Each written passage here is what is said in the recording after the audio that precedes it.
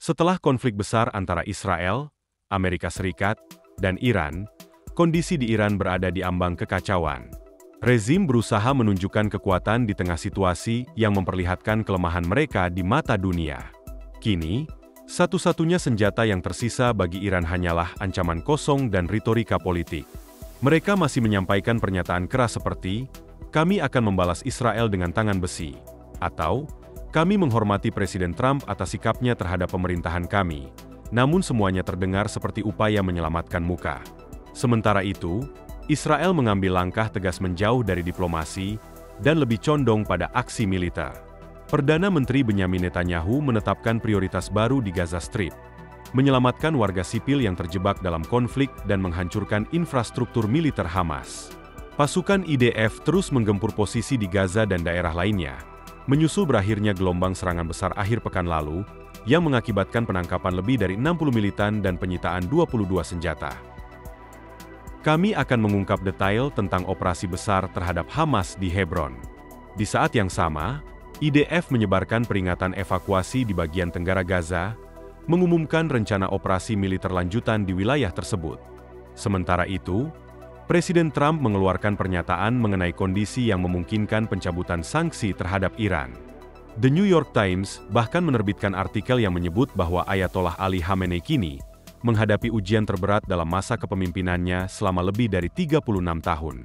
Meski saya sering berbeda pendapat dengan media tersebut, kali ini saya setuju.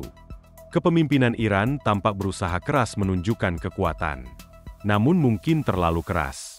Pada Sabtu lalu, dalam upacara pemakaman bagi sejumlah jenderal dan ilmuwan nuklir yang tewas akibat serangan Israel pada 13 Juni, ribuan warga Iran berkumpul, meneriakkan kematian bagi Israel dan Amerika.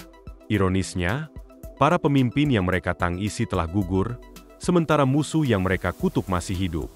Upacara pemakaman itu berlangsung sehari setelah kekuatan Iran didemonstrasikan di Mausoleum Revolusi Teheran. Komandan tertinggi IRGC, Hussein Salami, tewas dan dimakamkan di sana. Putri Ali Shatmani, kepala militer lainnya yang juga gugur, menyatakan, "Aku tidak akan menangis, agar musuh tidak merasa puas." Pada hari yang sama, Ali Shamkhani, penasihat senior Khamenei, yang sempat dikabarkan hilang, muncul dalam wawancara di televisi pemerintah. Ia terlihat mengenakan alat bantu pernapasan, tubuhnya lemah, dan menjelaskan bahwa ia terjebak selama berjam-jam di bawah runtuhan akibat serangan Israel. Meski wawancara itu seolah settingan, setidaknya rakyat Iran akhirnya mendapat sedikit kebenaran tentang apa yang sedang terjadi di negara mereka.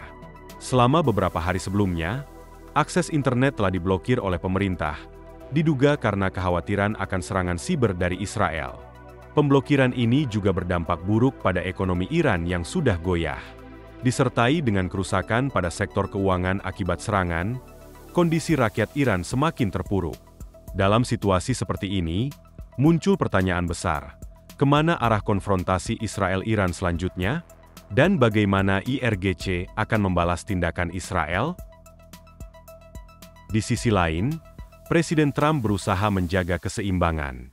Ia tidak hanya mencoba menekan Iran, tetapi juga mendorong Israel untuk mencapai gencatan senjata di Gaza. Dalam sebuah unggahan media sosial, Trump menilai Netanyahu seharusnya tidak terus memikul tanggung jawab perang tanpa mencari jalan menuju perdamaian. Di tengah semua ini, muncul laporan dari Inggris bahwa Israel berhasil menghentikan upaya Iran membangun gudang misil balistik yang dirancang untuk menyerang kota-kota Eropa, termasuk London. Pejabat Inggris mengonfirmasi bahwa ancaman itu nyata, tetapi Israel berhasil menghentikannya. Jadi, banyak hal yang perlu kita bahas hari ini. Hari ini kami akan membawa Anda ke laporan langsung dari hari ke-634 perang Israel terhadap Hamas, Hezbollah, Houthi di Yaman, milisi Syiah di Irak, dan berbagai kelompok lainnya yang berada di bawah bayang-bayang pasukan Iran, yang selama ini menjadi penggerak kekerasan di Timur Tengah, setidaknya hingga mereka dihantam telak oleh Israel dan Amerika.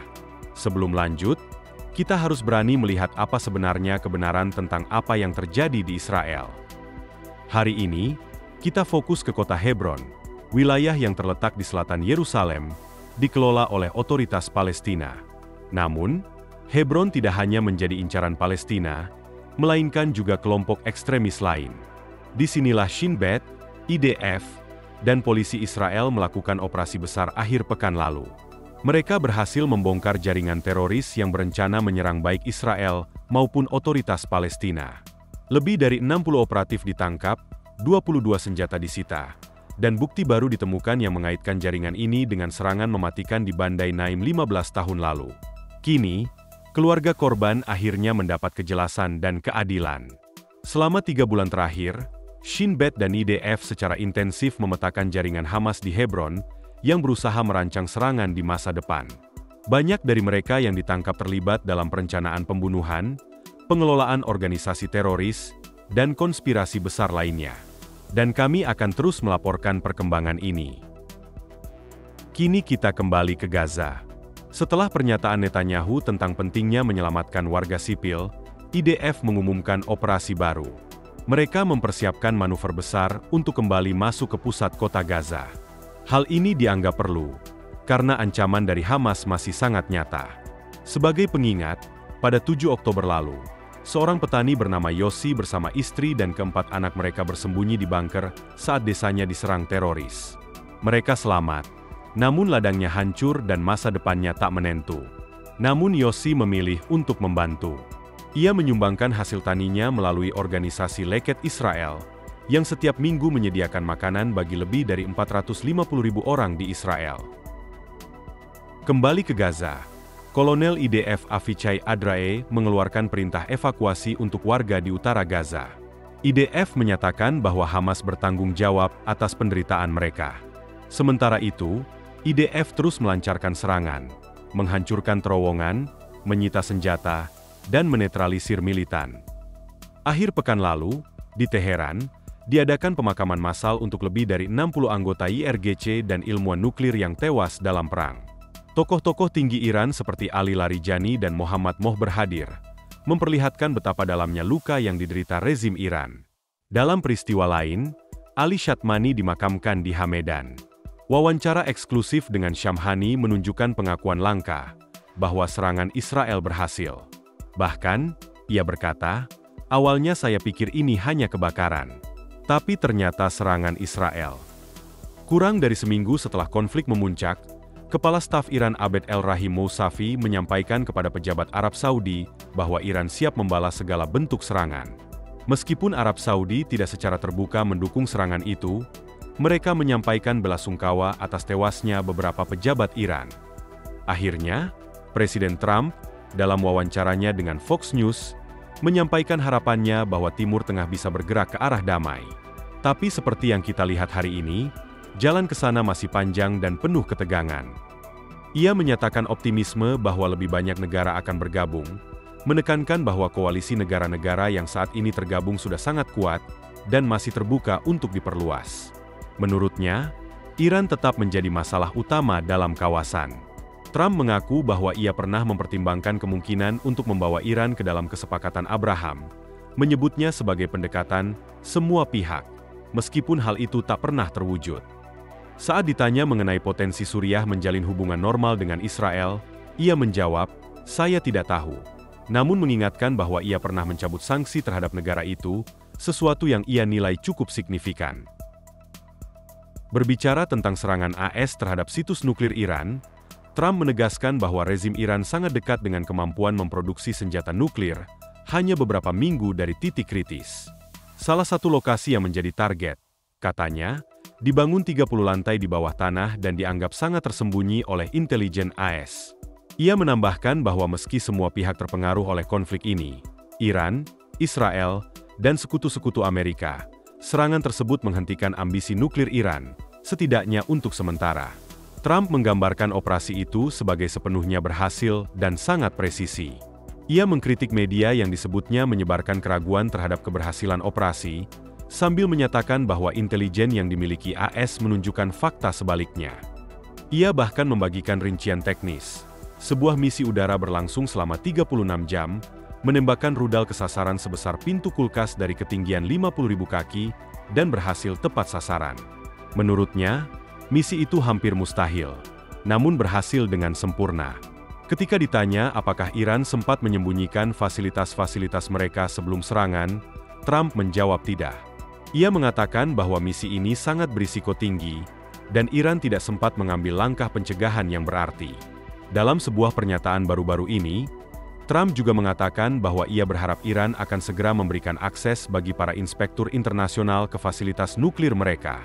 Ia menginginkan adanya pemantauan transparan dari pihak seperti IAEA atau organisasi lain yang kredibel dan dihormati oleh semua pihak, meskipun bukan dari Amerika Serikat sendiri. Trump juga menyinggung pidato kemenangan yang disampaikan oleh pemimpin tertinggi Iran, Ayatollah Ali Khamenei, setelah serangan. Ia menyindir, "Anda orang yang sangat dihormati di negara Anda. Tapi Anda harus mengatakan yang sebenarnya. Katakanlah, Anda diserang. Israel juga diserang. Ini kesempatan emas untuk mengakhiri segalanya." Trump mengatakan bahwa ia berharap Iran tidak lagi berpikir soal senjata nuklir. Bahkan, ia mengklaim bahwa dirinya pernah menyelamatkan Khamenei dari serangan mematikan yang direncanakan. "Saya tahu di mana dia bersembunyi," kata Trump, "dan saya tidak mengizinkan Israel atau pasukan AS untuk menghabisinya." Ia menambahkan, Khamenei bahkan tidak pernah berterima kasih atas keputusan itu. Dalam sebuah unggahan media sosial, Trump menyebutkan bahwa ia sempat mempertimbangkan pencabutan sanksi dan langkah-langkah lain untuk memberikan kesempatan kepada Iran memperbaiki ekonominya yang tengah terpuruk. Namun, menurutnya, respon Iran hanya berupa kemarahan, caci maki, dan penolakan kosong. Karena itu, ia menghentikan upaya pelonggaran sanksi. Mengenai kesepakatan Abraham, pada hari ke-7 setelah serangan, penasihat Timur Tengah Trump, Steve Witkoff, mengatakan bahwa akan ada pengumuman penting mengenai negara baru yang akan bergabung. Meski media Israel belum mengetahui identitas pasti Witkoff atau perkembangan konkret di baliknya, banyak yang menilai bahwa pesan tersebut terkait erat dengan postingan Trump beberapa jam kemudian yang menyiratkan dukungan terhadap Perdana Menteri Netanyahu, termasuk kemungkinan memberikan pengampunan. Hal ini dinilai sebagai bagian dari strategi yang lebih luas untuk mengembangkan kembali kesepakatan Abraham. Sementara konflik militer terbuka berlangsung, sebuah perang di balik layar juga tengah terjadi, khususnya di ranah digital dan ekonomi. Menurut The Wall Street Journal, selama serangan terhadap fasilitas nuklir Iran, kelompok-kelompok peretas pro-Israel, termasuk Predatory Sparrow, juga melancarkan operasi siber terhadap sistem keuangan Iran. Kelompok ini berhasil melumpuhkan Nobitex, bursa kripto terbesar Iran yang digunakan untuk mengalihkan dana ke luar negeri demi menghindari sanksi AS. Peretas dilaporkan berhasil membekukan atau mencuri dana sekitar $100 juta dan memaksa platform menghentikan operasinya. Pemerintah Iran kemudian membatasi aktivitas digital secara besar-besaran untuk menghindari serangan lebih lanjut dan mempertahankan kendali atas aset keuangan. Sebagai bagian dari respons, Iran menutup akses ke berbagai situs internasional, memperingatkan warganya untuk tidak menggunakan ponsel asing atau aplikasi pesan yang dapat melacak lokasi atau rekaman suara. Pemerintah bahkan melarang penggunaan laptop dan smartwatch di lingkungan lembaga-lembaga negara. Tindakan ini semakin memperparah kondisi ekonomi Iran, yang telah terpukul oleh boikot minyak dan isolasi dari sistem perbankan internasional. Ekonomi Iran sangat bergantung pada mitra dagang seperti Cina, dan saat ini mengalami inflasi tahunan lebih dari 40%. Menurut Bank Dunia, krisis berkepanjangan yang dimulai sejak 2021 terus melemahkan fondasi ekonomi negara itu, menyebabkan banyak tenaga kerja profesional, termasuk lulusan perguruan tinggi, meninggalkan Iran.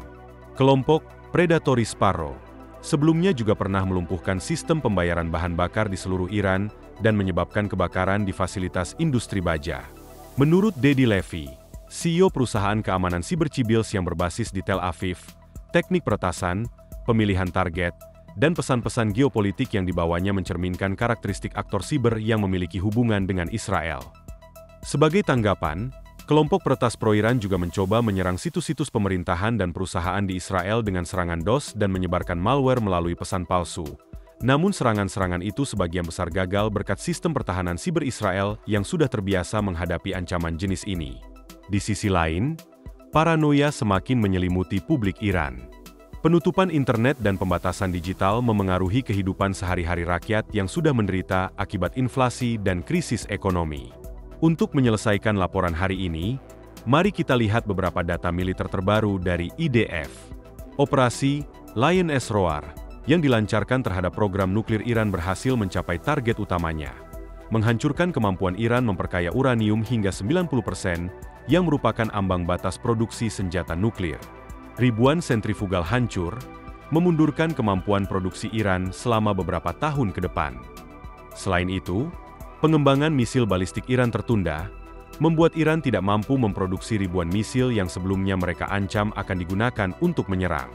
Hal ini bukan hanya mengurangi ancaman terhadap Israel, tapi juga berdampak terhadap Rusia, yang sebelumnya mengandalkan Iran sebagai pemasok drone dan rudal untuk konflik di Ukraina. Iran juga kehilangan sekitar 200 unit rudal yang telah mereka luncurkan terhadap Israel, hampir setengah dari stok mereka sebelum perang. Ini membuat Iran kehilangan posisi strategis di kawasan. Lebih jauh lagi, serangan udara terhadap Iran menghancurkan sekitar 80% infrastruktur pertahanan udara mereka dan lebih dari 70 pesawat tempur. Hilangnya sistem pertahanan ini, banyak diantaranya diproduksi Rusia, melemahkan hubungan logistik antara Teheran dan Moskow. Sebaliknya, Israel yang didukung oleh teknologi militer AS justru memperkuat dominasinya di wilayah tersebut.